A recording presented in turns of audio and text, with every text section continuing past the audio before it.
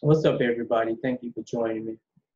Um, this video is about a news article I came across and video I came across. I think it happened yesterday over in Australia.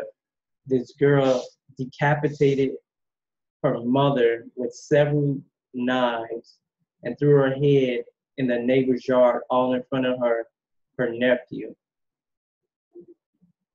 Uh,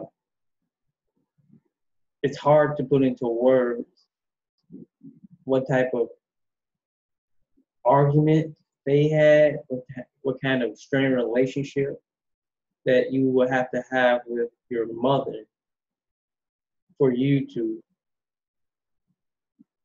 cut her head off, and and at least she didn't hurt her nephew who was 4 years old. I'm going to read pieces of the article, and then we're going to watch a minute and a half video of the detective out there explain what happened. I'm going to share my screen with you guys.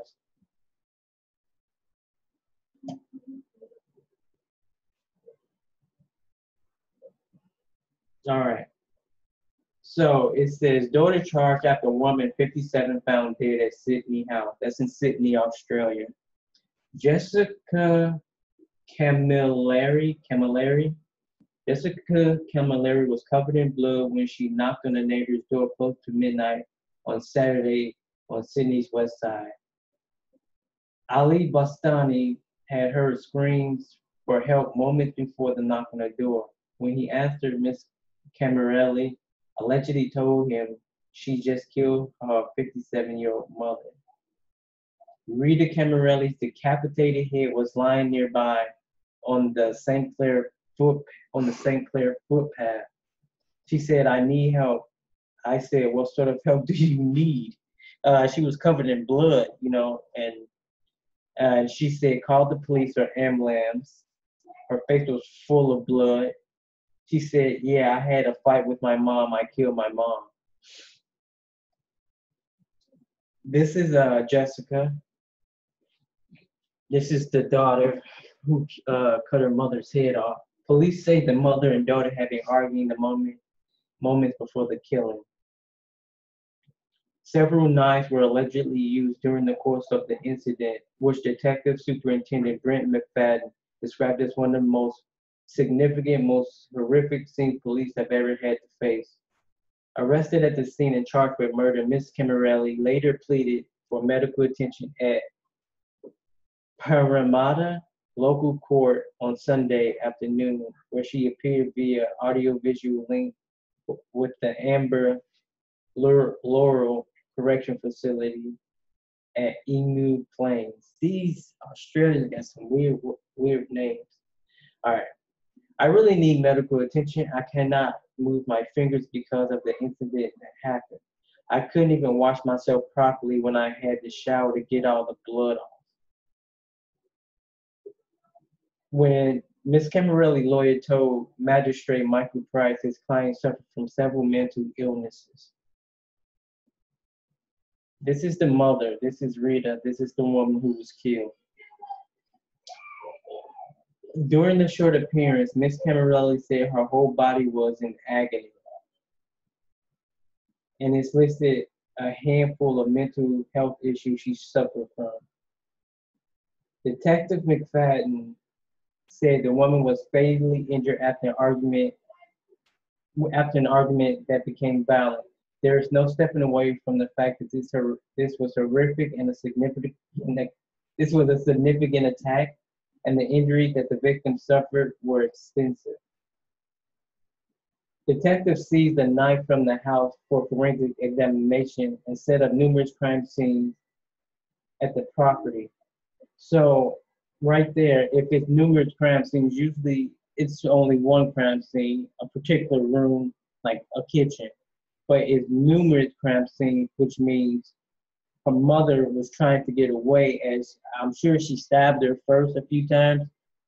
Mother lost blood, became immobile, and then she cut her mother's head off. Sorry to be so graphic about that.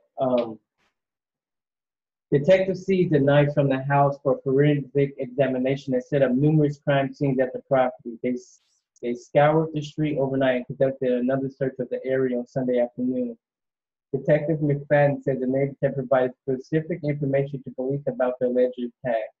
We are working on the information available to us in keeping with the family to establish exactly what happened, but this is not anything that was foreseeable. Ms. Camilleri did not apply for bail and was expected to be taken to Neopen Hospital for medical treatment and a mental health assessment before her next court appearance. Strike Force Camilleri will investigate the circumstances surrounding the woman's death. Support is being provided to police and paramedics who responded to the incident. What they mean by support being provided to the police and paramedics, they're getting counseling because of the crime scene was so violent. There was so much blood. Then you have to, it was just so violent that many of them never seen anything like that. It's a small town in Australia, you know what I'm saying? And so I'm sure they would need some type of counseling. I wouldn't be surprised if some of them people just straight out just quit the job and said, this isn't for me. So we're gonna hear, I believe this is Detective McFadden, and hear what he had to say about what happened at the crime scene. About 11:40 on Saturday, the 20th of July, 2019, police and emergency services responded to an address at St Clair Avenue at St Clair. At that location, they located a 25-year-old female who was arrested, and inside the premises located the body of a deceased 57-year-old female. The 25-year-old female was arrested and conveyed to St Mary's Police Station. She has been charged with the offence of murder of her mother, and she will appear at Parramatta Local Court by ADL later in the course of this day. It's the things that police are required to do on a day-to-day basis. We are prepared, we are trained, but this is up there with one of the most significant, most horrific scenes that police have had to face. Despite that, their professionalism and the quality of the work they've undertaken over the last 12 hours has just been outstanding. There is no doubt that it's just a distressing scene. The police last night were given support from our welfare and our psychologists, and they're responding very well to, again, the professional job that they did, the support that we have provided, and that will be ongoing. What we do understand, there was an argument inside the house between the 25-year-old and the 57-year-old mother that escalated, that became violent, and as a result, the neighbours became involved and have contacted police in the first instance. Okay, so it's something else I wanted to show you. And she will appear to murder. Let me see if I can find it. She has been charged with the offence of murder. The 25-year-old right there. That's where the head is. That's where her mother's head. She killed her mother inside the house, got her head and threw it into I guess that's in front of the neighbor's house, and just flung her mother's head on the sidewalk. So that's what the blue tarp is there for. And that's why the police said we found a woman's body, a woman deceased inside the house. But outside they got the tarp because that's where the lady's head was. Yeah, this is really graphic, and I just had to share it because stuff like this don't happen all the time. And to have that much hatred with your mother, to do something like that, it was immense. So my guess is she actually did suffer from some sort of mental health issues, or she was on some type of narcotic and she wasn't totally in touch with reality. I'm just glad she didn't hurt her nephew, who was 4 years old. I don't believe he mentioned that the child was in there. But the child also had to go to the hospital. He was said to have just a slight head wound, and then he was released, later on, soon after, fine.